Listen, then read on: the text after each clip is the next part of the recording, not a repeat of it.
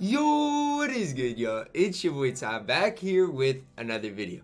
In this video today, we're going to be talking about all of the new players today, including the next is now sleepers players, J.R. Smith, Rafer Alston, all of those players in this video today. But before we go any further, if you are new to my channel and have not yet, please smash the subscribe button as we're on the road to 35,000 subscribers. The first player today is the new spotlight player, Goran Dragic. Now, obviously, I'm just going to go over him briefly. 88 3-ball.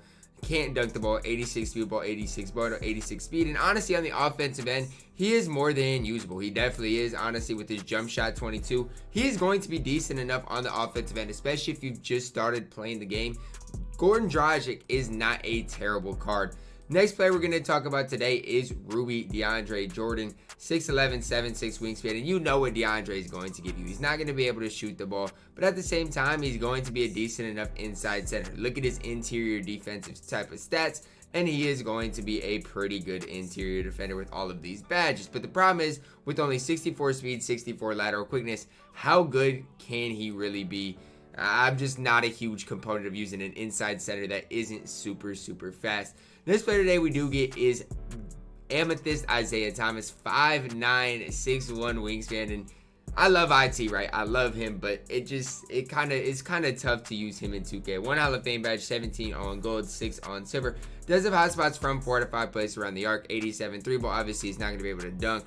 Good speed ball handle, good speed, good lateral quickness. The only downside to this card, because he can get every badge in the game, the only downside that I see with Isaiah Thomas is the fact that he is 5'9". That's a big killer to IT. Sigs-wise, jump shot 14, obviously is a decent enough release, but the same thing that I've said for a long time. He's 5'9". If you want to have fun in the game, you can use this card, but you're probably not going to have very much success using him. Next card is Diamond Rafer Alston here, 6 feet tall, 6'3" wingspan. Hot spots from 2 out of 5 places around the arc. I wish it was just a little bit more. But look at this sweet loot, or skip to my loot here. It does have an 88 3-ball. Comes with a 70 driving dunk, a 96 speed ball, 97 ball handle, 96 speed with an 85 lateral quickness. Those stats are absolutely incredible. It reminds me a lot of a JoJo White type card. And honestly, when you compare, let me compare quick to JoJo White. Stat wise, they are so similar. I cannot emphasize that enough. Stat wise, literally same 3-ball. Driving dunk is basically the same. Speed, acceleration, basically the same. So that's the card I'm kind of going to compare him to, is a smaller version of a JoJo White. Hot Zone Hunter on gold, obviously the silver range extender that can't be upgraded. But for a free card, this grind might have been worth it for some people. For me personally, he's not going to play, but he's not bad at all, especially with that 95 on-ball steal tendency, 99 pass to reception tendency, 85 driving dunk. Sigs-wise, Trey Burke release, like, it goes on and on. No doubt about it, Rafer Alston is very solid in NBA 2K21. Now, looking at our next card here, we do get Paul Millsap. Now, stat-wise, he's okay. 6'8", 7'1" wingspan, but he has cold zones from both of the corners for a guy that you're going to run out of the power at the power forward position. That's a deal breaker for legitimately any card in the game. This could be a Giannis with a 93 ball. And that might be a little overstating it. But if you have cold zones from both corners, it hurts you so badly. 82 3-ball, 75 driving dunk, 83 ball handle, 79 speed with an 82 lateral quickness. Good finishing badges, shooting wise, catch and shoot corner specialist, green machine, as well as the hot zone hunter, which doesn't help him much. But defensively, he's going to be solid as well. But definitely, I could go over tendencies, I guess, but do not use this card under any circumstance. I promise you. Just don't do it. It's not worth it. I promise you.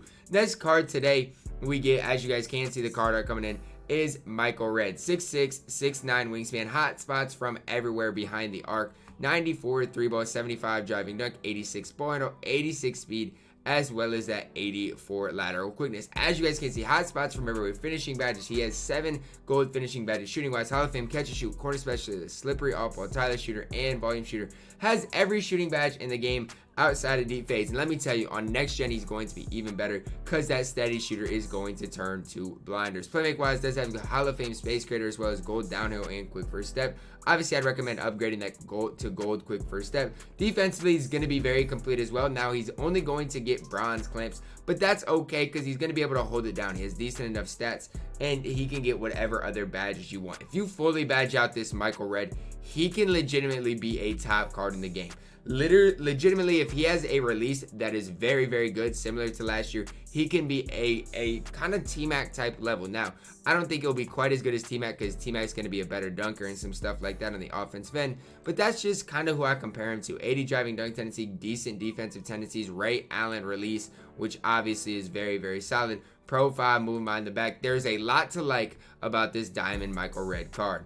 Next card, oh, that's the reward card. Okay, the next card here is Pink Diamond Nikola Jokic. 9 Hall of Famers, 21 gold, 5 on silver, 3 on bronze. Comes with a 85 3-ball, good standing driving dunk. Can't really handle the ball. I thought that might be a little bit better.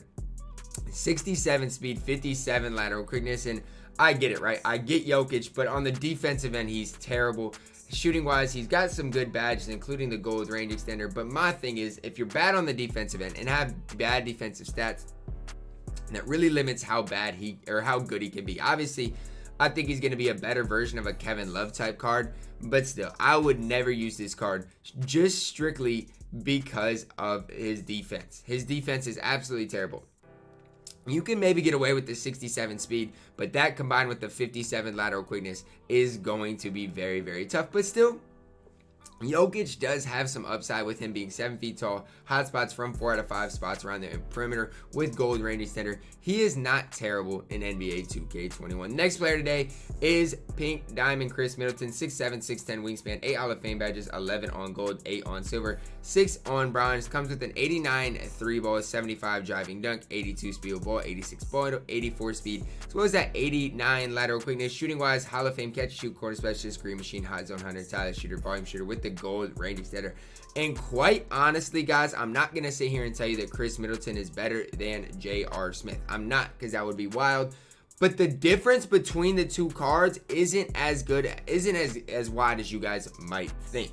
He has Hall of Fame Hot Zone Hunter, which honestly, for a guy, I might rather have Hall of Fame Hot Zone Hunter than Hall of Fame Range if you have hot spots from literally everywhere. Hall of Fame catch and shoot, corner specialist, green machine, tireless shooter, volume shooter, gold range extender is enough. Now, when you fully badge him out, Hall of Fame off-ball pass, trapper, gold clamps, pick dodger, heart crusher, lightning reflexes, pogo stick. A fully badged out Khris Middleton is going to have, 30 gold badges, 8 Hall of Fame badges. I'm pretty confident that's the exact same of this J.R. Smith. No, J.R. Smith can't even get that many badges, I don't think. The maximum badges that J.R. Smith can get is 38. So you just got to compare the two a little bit. Obviously, J.R. is going to be better, but just compare him a little bit before deciding to lock in for J.R. 6'6", 6'10 wingspan, hot spots from everywhere behind the arc, 96 3-ball, 96 driving dunk. That's the one thing J.R. is obviously going to give you, is he's going to be able to attack the rim a little bit better. 86 speed ball, 86 ball, 90 speed, 90 acceleration, 95 vertical, 92 lateral quickness. Finishing wise, Hall of Fame contact finisher, fast break finisher, relentless finisher, and Hall of Fame showtime, which is absolutely valuable. Shooting wise, Hall of Fame flexible release, range extender, tireless shooter, and volume shooter. But again, no hot zone hunter. And the fact that the thing that bugs me about J.R. Smith is he is so incomplete. You can apply probably 5 badges. Between those 5 badges, what are you going to apply to J.R. Smith? Are you going to apply bailout? Because that's a badge a lot of people need. If you apply bailout, okay, then are you going to apply Deadeye, Green Machine, Hot Zone Hunter, and in a badge like what? Slippery Off-Ball, Clutch Shooter? If you apply those badges, then you can't apply Heart Crusher, Intimidator, any pickpocket. Like, he's just such an incomplete player, and I think that's what makes it so tough for me to tell you guys that J.R. Smith is worth it, because he's missing a lot of finishing badges. Although he's got a lot, he's missing a lot too, missing a lot of shooting badges. And to put Hot Zone Hunter, to put Deadeye, to put Green Machine, to put all these badges on him, Intimidator, it's going to cost a lot of MT as well. And so that's why I'm hesitant on this J.R. Smith card. 95 driving dunk tendency is absolutely ridiculous. Now that I'm going to highlight right now. 81 hard foul tendency. Expect that at every 3 games you play for him to commit a flagrant foul. Now that's not a reason to hold back on a card, but just expect that to happen. For every 3 games you play, he is going to commit a hard foul. Pro 1 size up switch, obviously I'm not a huge fan of. Pro 5 moving crossover, Pro 3 moving behind the back, obviously is very, very solid for this J.R. Smith card. All in all, J.R. is solid, but definitely not worth the locking, and definitely not as good as I thought he would be. So all in all, I'm very high on Michael Red and Khris Middleton. Obviously, I don't recommend locking in Khris Middleton too. So I'm very high on Michael Redd and Rafer Alston. Very low on J.R. Smith, Nikola Jokic, and Paul Millsap. But guys, that is going to wrap it up for the video. I hope you guys did enjoy it. Drop your comments down below. Which of these guys are you guys most excited about? Drop a like on the video. Subscribe if you are new. And as always, man, I love you guys and have a blessed day.